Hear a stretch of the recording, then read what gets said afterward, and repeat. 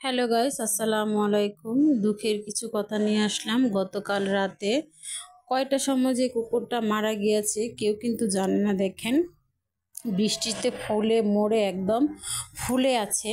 এখন তাকে মাটি দেওয়া হবে।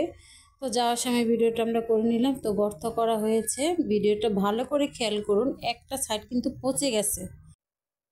তো আর যদি বেঁচে থাকতো তার কিন্তু এমন হতো না। সে মারা যাওয়াতে কিছুই বলতে পারে না। তো আসলে লোকটি অনেক ভালো ছিল, রাস্তার কাজ করে তারা, ভলেন্টিয়ার। ওরাই এখন ওনাকে মাটি দিবে কুকুরটাকে। দেখুন, গর্ত করে নিয়েছে ভালো করে। এখন দেখুন, এই যে লোকটি টেনে গর্তের মধ্যে রাখবে, রেখে মাটি দিবে।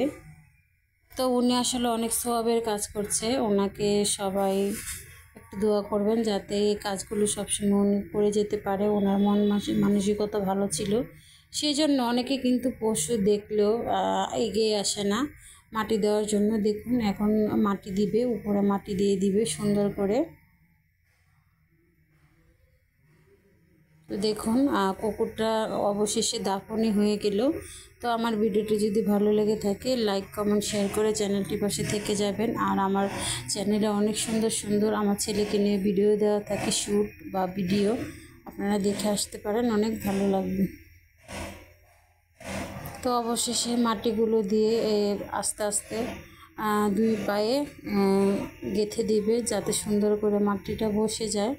আপনারা ভিডিওতে দেখতেই পাচ্ছেন।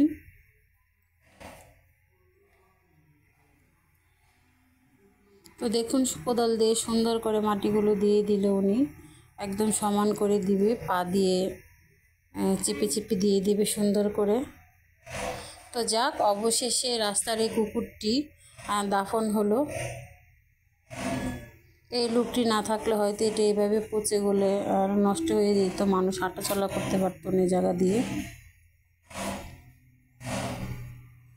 তো এই ভিডিওটা বেশি বেশি শেয়ার করে দেবেন যাতে অনেক মানুষের কাছে ভিডিওটি পৌঁছে যায়। সবাই ভালো